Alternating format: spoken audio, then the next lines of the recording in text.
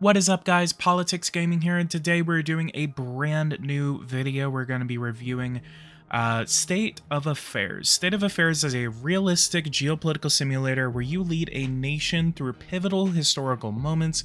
You can manage its legislative bodies, balance its factional tensions, and manage strategic decisions that will shape the political, economic, and social future of the country. So you can play as a couple of different countries right after World War II. You can play as the United States, the USSR, Soviet Union, or Japan as its post-World War II economic miracle. So basically, the idea here is that you can basically play as any of these countries and manage its political and economic affairs, almost kind of like a mixture between Geo-Political Simulator and I would say maybe Suzerain, because there is a huge story-based factor into this game. I would also say it kind of pulls along the lines of Political Process, and Political Arena would be another game that it actually kind of fits with. I would also even think with like the factions that we have to deal with, maybe even some democracy too.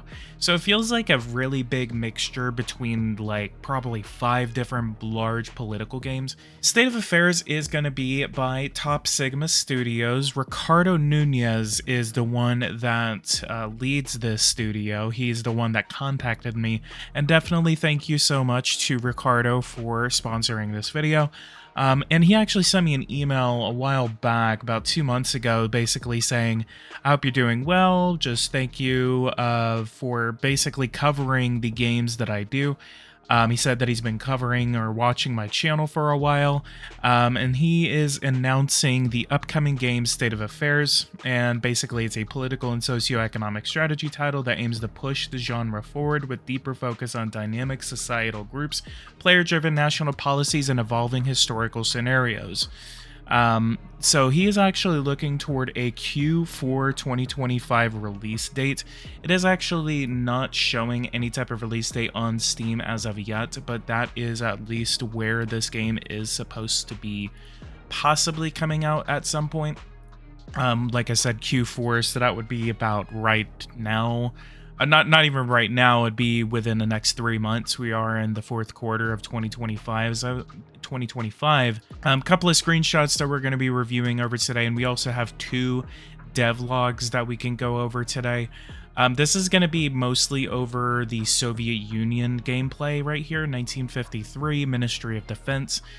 We have Stalinists, reformists, and moderates, and then we can basically reform the country, but we have to deal with its strong internal political struggles as it kind of moves from, you know, in World War II, we have the Japanese miracle right after World War II, and independence basically from the US after the Constitution was signed. After the death of Stalin, if you guys have not seen that movie, by the way, you should definitely watch it.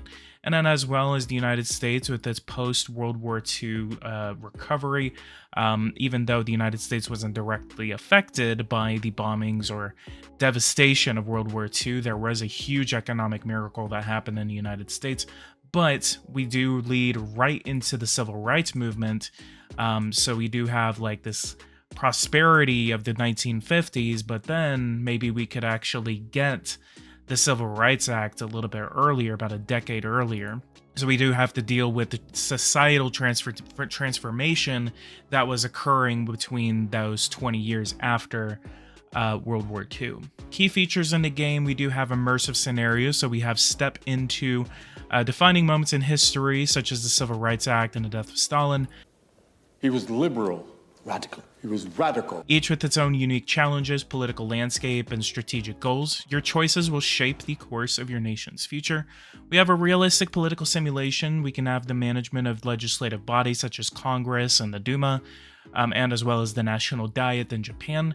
Balancing of factional tensions such as the Republicans and Democrats, the Stalinists and non-Stalinists in the Soviet Union. Dynamic crises and policies. We have to respond to protests, scandals, and geopolitical disputes, or implement bold reforms to leave your mark. So I would definitely say we have the opportunity to very much push forward with the Civil Rights Act, or the Civil Rights Movement as the United States. So I'm definitely going to be trying to do that in the gameplay whenever I focus on this game. We have deep replayability with countless paths to success or failure. Each decision shapes a story that is uniquely yours, so each game should be able to at least have some type of replayability with it. That way you don't have to just worry about, oh, I've already done this policy, then it's just going to result in the same thing. Each policy basically you make could go in a different direction every time you play it. At the heart of State of Affairs lies a dedication to realism, offering players a nuanced simulation of economics, social behavior, and politics. Our systems are designed to reflect the intricate interplay of governance, economics, and societal trends, ensuring that every decision has meaningful consequences. We have an authentic political landscape which we can engage with governing bodies and factions that behave based on their ideology, their vested interests, and relationships with the player. We have to navigate the push and pull of coalition politics, negotiate promises, and manage dissent to maintain stability. We have dynamic social behaviors, so we have citizens and voter groups are influenced by real-world factors such as cultural trends, social movements, and economic changes. Like I said, social Rights Act, Civil Rights Act, everything like that should be a huge factor as the United States. I'm wondering what we also have to deal with as Japan. I know, like maybe in the late 50s. Around that time, there was a huge protest. Like, it was probably one of the worst political crises in Japan since World War II, where there was a huge social movement against the U.S.-Japan Security Treaty, and that actually ended up resulting in the collapse of the entire Japanese government. So I'm wondering if that's going to be implemented too. I think that was around 1959, but I might be mistaken by that. So if you guys know, let me know in the comments down below. We have realistic economic systems, so from budgeting and taxation to trade and industry, every aspect of your nation's economy responds dynamically to your policies and external pressures. We have to manage resources wisely to ensure growth while balancing debt, inflation, and public satisfaction. So I'm very interested to see how the economy is shown and depicted in this game. And we have complex decision making. No decision is made in isolation, whether adjusting a tax rate or passing landmark legislation. Every choice affects the economy, society, and your nation's political future in interconnected ways.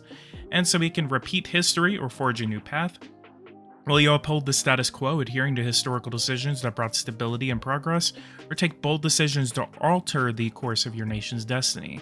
Every choice you make influences political landscape, reshapes the economy, and redefines the social fabric of your country. History provides the foundation, but the future is yours to write. In State of Affairs, you're not only just a spectator to the past, you're an active participant, capable of repeating history as it was or forging a legacy that is entirely your own. And moving on, we have the first devlog, which is the legislative process. In this devlog, we're taking you inside of one of the most important systems in the game, the legislative process. This is where policies are born, fought over, rewritten, or either passed in a law or left to gather dust. Our goal with this mechanic is to make the political side of the game feel alive and realistic. Where many other games reduce politics to as a simple button press, we aim to capture the messy, drawn-out reality of governance. Instead of acting as an untouchable ruler, you will face the same obstacles and compromises that define the life of any real-world statesman. You may have good ideas, but will they withstand the scrutiny of others? Do they align with the political agendas and personal interests of those whose support you need, or will they spark opposition to the moment they're heard? Shoot her before him, but make sure he sees it. And even if you win the hearts and minds of the people, can your proposals survive the cold test of constitutional law? And to bring this matter to life, we built a system where every bill is a political battle. You'll need to navigate through the complexity of multiple governing bodies, each with its own rules and concerns. Success often means mastering the timing of your proposals, reading the mood of the floor, and knowing when to push for a vote or hold back for a more favorable climate.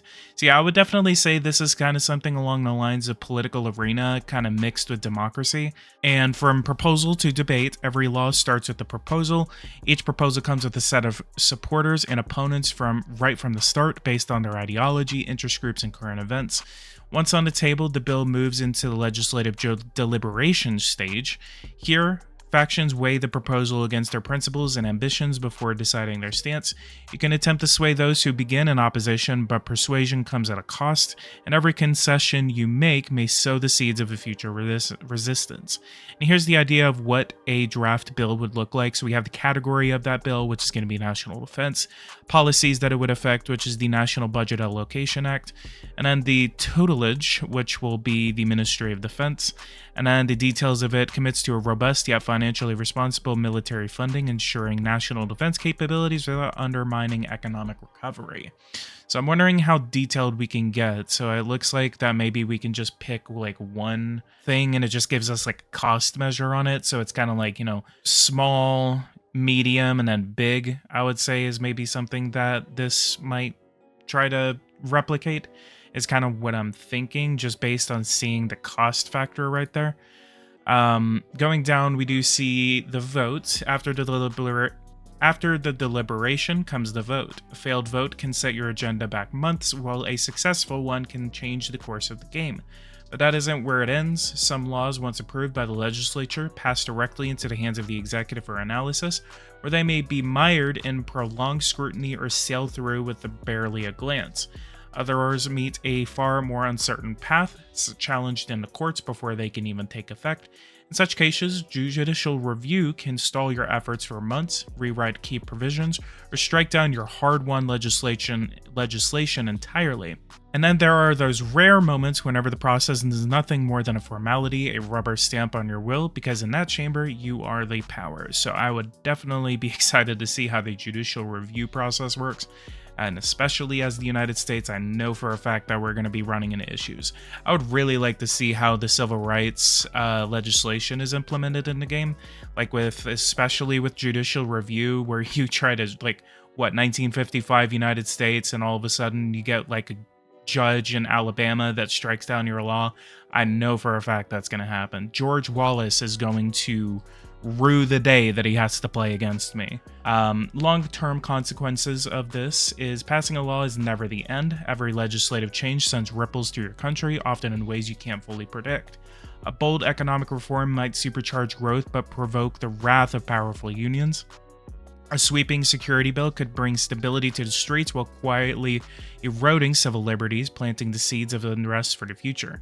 The legislative process is a long game, a chain of actions and reactions that can span years. And remember, this intricate dance of proposals, debates, and votes and aftermath, this is just one system among many others waiting to test your leadership. And then you can also, I'm going to have to post these Discord links in the description below, so definitely keep an eye out for that. We have another screenshot right here, is one of the newspapers. I don't know if that is AI generated. I hope that does change by the time. Yeah, that looks AI generated. I do hope that does change by the time the game comes out. I don't necessarily like the idea of using stuff like this as AI generated.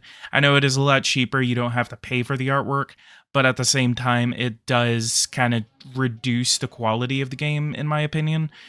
So this, I would definitely just say right now, I really hope that this does get changed by release day. If that is AI generated, I would assume right now, just looking at it, it is AI generated. Just looking at some of the signs and the faces of the people.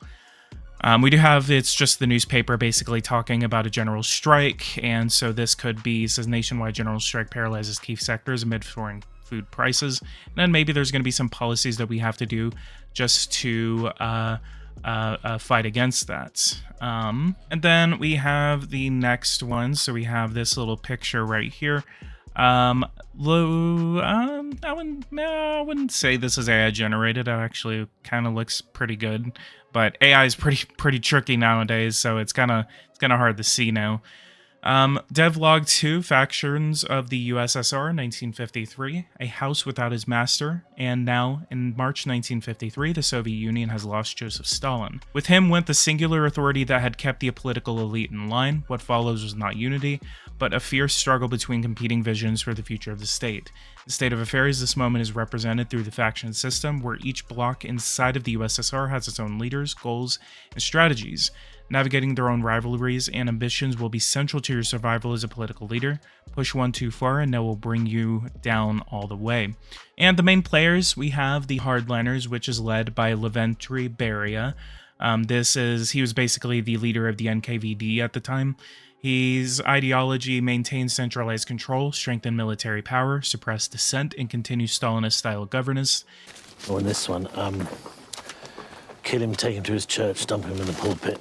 And a gameplay role is to resist reforms, support strong security measures, prefer slow and planned economic changes, and they are reliable for stability but slow down modernization. And then we see his loyalty, his influence, and then his voting power. All of you, I have documents on all of you! And then we have the moderates, which is led by Georgy Malenkov. Malenkov was basically Stalin's second in command. He was the one that actually took over right after Stalin's death. What the fuck are you doing? But then was actually superseded by Nikita Khrushchev, who took over after basically kind of like a soft coup at the time. It was a whole power struggle. It's actually very well represented in the movie The Death of Stalin. Like I said, if you guys have not seen The Death of Stalin, number one, it is a very funny movie. And number two, it is actually very historically accurate to what happened at the time. So both, it uses this like beautiful blend of comedy and historical significance while not taking away from like how serious and historical this event was. So if you guys really want to see like a deeper thing, I would say go watch a video on it somewhere on YouTube. But if you want something kind of like, the gist of it, The Death of Stalin is a very, very fun movie to watch that is very directly related to it. Malenkov maintained political unity, modernize the economy without weakening state control, avoid ideological extremes, and then his gameplay role is careful reformers who act as swing votes, balance factional demands, and support measured economic modernization. His loyalty is 60%, his influence is 40%, and his voting power is 3. And then we have the reformists. This is going to be led by Nikita Khrushchev. No, I don't agree. I think we should wait until we're quartered. Quarret? The room is only 75% conscious. He is pro-liberalization, economic diversification, and cautious engagement with the West. And his gameplay role is to push for agricultural investment. Of course, that's what he wants to do. Limited freedoms and shifting resources toward a civilian economy. They can bring growth, but risk undermining traditional power structures. I'm thinking about doing a Beria type of playthrough because I think that would be interesting to see. Or maybe a centrist role as Malenkov. I think Khrushchev would be kind of interesting, but I would actually like to do some type of Beria gameplay despite the horrible things that he did whenever he was alive. Every policy you propose becomes a battlefield. Factions judge each law through the lens of their ideology, and their reaction will shape your political fortunes. Pass a policy they approve of, and their loyalty will grow, giving you firmer ground in future debates. Push through something they despise and expect resistance from them, from hostile votes to behind-the-scenes plotting. So it's definitely some type of coup d'etat against Beria or even Malenkov. You are accused of treason and anti-Soviet behavior. The court finds you guilty and sentences you to be shot. Loyalty is the currency of trust in this system. When it runs high, factions will stand by you at critical moments. When it runs low, they may scheme against you, undermine you in public, or openly defy your authority. Influence and voting power decide how much weight each faction throws around. A large bloc with moderate influence can be easier to manage than a smaller, highly influential group that commands key seats in the legislature. Sometimes even a single faction leader with strong influence can tip the balance of an entire vote. Factions are also opportunistic. Their positions can shift when circumstances change. A hardliner may reluctantly support a reform if it bolsters national security, while a reformist could turn against a progressive policy if it consolidates power in the wrong hands. In state of affairs, no alliance is permanent, and no enemy is beyond persuasion. And then we have another picture right here. So we have how loyal Beria is going to be to us and his influence for us too. And then we have the Communist Party factions in the USSR. We have the 40% hardliners, 30% reformists, and 30% moderates. And then we have some of the other options here. We have our finances of the Soviet Union. We have our economy. We have our political factions, our social strata, and then our ongoing crises. So this is going to be state of affairs. I really want to thank Ricardo Nunez for reaching out to me, for wanting me to preview this on the channel. I'm very excited to see what this game has, and I'm very excited to see what we can see in the United States, for example. So the devlog, whenever it comes to the United States, I will definitely be showing that on the channel whenever that comes around. Here's a couple of more screenshots. So we have the Stalinist wing, we have the communists, we have the reformists, the moderates, and I guess maybe the red and green is how much influence they're gaining and how much they're losing. We have income to worry about, our expenditure, our GDP, and as well as our debt. Looks like the GDP in the Soviet Union is just kind of stagnating right there. We have our elites, we have how much population there are in that group. We have our high net worth individuals favoring wealth protection and investment. Their favorite policies include centralized industrial modernization programs, privileged bureaucratic welfare and housing access, and expansion of state scientific and technological research grants. And then their alignment is with the Stalinists and somewhat with the moderates, and then they need fulfillment apparently. Policy result of the Defense Allocation Act is the past decree, and it was proposal was approved in a Politburo, so I guess this is like what factions approved and disapproved of it. So the more red, the more they disagreed with it, so it looks like all of them actually like that policy.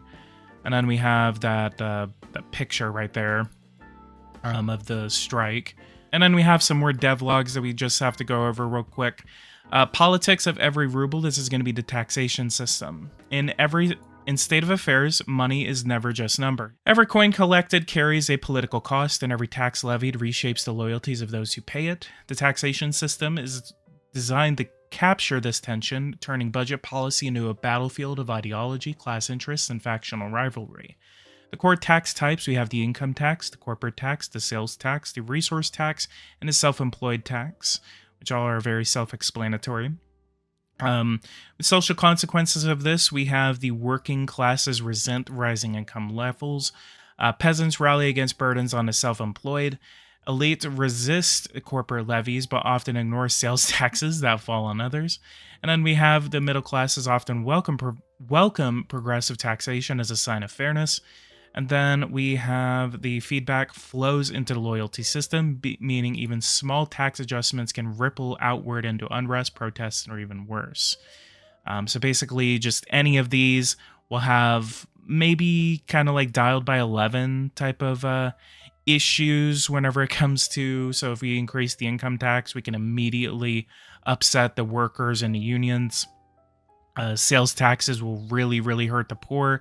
So this could actually hurt us in the long run whenever we try to increase this. But then at the same time, we do have to balance the economy. So there are going to be different ways that we have to balance this. And then the fourth devlog is going to be our economic goods, the lifeblood of the economy. If politicians are the machinery of the state, then the economic goods are the fuel that keeps it running. In state of affairs, goods are not abstract numbers. They are grain and coal, steel and fuel, equipment and vehicles, the tangible components of daily survival, industrial might, and military readiness. From the bread on the table to the uranium in a warhead, everything your nation produces or consumes flows through the system. Mismanagement and you face famine, shortages, or black markets. Master it and you can wield prosperity and power as weapons. And why goods matter. Our design goal was to build a living economy that feels both historically authentic and deeply strategic. Every country has its own balance of resources, industries, and consumption patterns, but the underlying system remains universal. The United States is rich in oil and consumer goods. The USSR must balance food security and heavy industry. Japan faces scarcity in natural resources but compensates with advanced manufacturing. The framework is the same, but the challenge changes depending on where you play. This modular structure means we can expand the new nations without rewriting the rules while still reflecting their real historical constraints of the 1950s. And then we have a screenshot here of an established middle-class person. Population is 1.14 million and unemployed is 30%. They favor economic stability, moderate taxation, and balanced policies. The goods system, each good flows through the three stages. We have production, we have consumption, and then we have balance and feedback. Production covers the primary and secondary industries. Consumption follows the industries, the population, and the military. And then balance and feedback, we have shortages that cause unrest, rationing, or black markets, while surpluses improve satisfaction and stability. Goods matter because they can connect every layer of gameplay: population happiness, industrial growth, military strength, and foreign trade. And then we have an overview of the economic goods of our country. Resource extraction, the raw backbone of any economy. We have grain, fruits, vegetables, meat, and alcohol sustain the population. Of course, it's alcohol. We have coal, iron, oil, and uranium, which feed the industry and energy of the country. And then we have rare metals and wood, which enable advanced projects. Shortages here cascade into crises across the whole system. With civilian industry, we have factories which turn raw materials into usable products. We have food industries which produce groceries, textile industries which deliver clothes, heavy and light manufacturing which supplies vehicles, electronics, appliances, and steel. And then civilian goods directly shape living standards. If you ignore them, an unrest will spread across the entire country. For our military industry, we have arms industries which produce the tools of war: infantry rifles, artillery, tanks, aircraft, and ships. These require both raw material and civilian industrial inputs. A powerful military economy can secure your position abroad, but drain your population at home for resources and more. And with services, we have education, healthcare, finance, and culture, which will evolve into a fourth economic layer. For now, they are still in the early stages of development lifecycle, but our long-term goal is to tie them into demographic stability, social policies, and civilian economy. So it looks like the service industry won't be available at the start, but it is going to be implemented at a later time. And here's an overview of all the industries that we have so far in the game. So we have grain, fertilizer, coal, sulfur, uranium, rare metals, oil, groceries, plastics, military equipment, explosives, clothes. And then above you can see a preliminary list of the goods that have been implemented. They all tie together to try and mimic the complexity of real-life economies. Now, that's what I really like, is that I like it whenever everything kind of interchanges with each other. So, you know, you need iron to make like textiles, or alcohol to make sugar, or something, or sugar to make alcohol. I'm getting these reversed. Grain to make groceries. I think that's really cool whenever it's kind of like, you know, a layer to it, you know, 1 layer, 2 layer, 3 layer. So I really like that. So I'd like to see how detailed this is whenever the game comes out. Economic goods shape your country's ability to function as a nation. With groceries and clothes, keep your citizens fed and clothed. Fail here and unrest will rise. Steel and fuel keep your factories and armies running. Shortages grind industry and logistics to a halt. Luxury goods like alcohol and tobacco will increase satisfaction, but risk dependency on imports, or worse, widespread addiction. So I'd like to see if there's an addiction mechanic in this game. Military goods consume high volumes of civilian output, forcing you to choose between butter and guns. Every slider you move into ministries has a ripple effect across the goods economy. Raise military spending and your population may face root food rationing. And then investing in agriculture, you may ease unrest at home but weaken your global reach. Closing thoughts on this would be that our vision is to make every unit of grain, every barrel of oil, and every ton of steel matter. The good system is where politics, industry, and society collide, and where even small shortages can spiral into crises with lasting consequences. As with ministries, our goal is to make the economy feel alive, not a spreadsheet, not just a number on a screen, but a dynamic web of choices and consequences shaped by the realities of the world we live in. Now that's what I really like to hear, is that in Power and Revolution, it does kind of feel like a spreadsheet that you're kind of playing with. It is very intuitive whenever it comes to the economy, but I would like to see how much more intuitive that state of affairs can make the economy in their game whenever it comes out. So this is going to be it for today. This is going to be State of Affairs. Like I said, there's no release date as of right now. You can follow it on the Steam Workshop or on the Steam community page. We are looking at a Q4 2025 release, and he is definitely planning on sending me a key at some point in order to get, you know, gameplay up on the channel. I will definitely be making some type of gameplay on the channel once I get my hands on the game, once he sees that it is ready for it to be previewed on YouTube. But other than that, guys, leave your comments down below what you guys think of State of Affairs. State of Affairs is going to be an upcoming game just about geopolitics and more, so I definitely think that you guys are going to be liking this whenever it comes around. And definitely keep an eye on the channel for whenever it comes out, so that way you can see exclusive gameplay maybe on the channel whenever he allows me to play it. So other than that, leave a like, subscribe to the channel if you are new. Go ahead and hit that bell notification icon on the video, just that way you don't miss any gameplay whenever I do make it, whenever I am able to play this.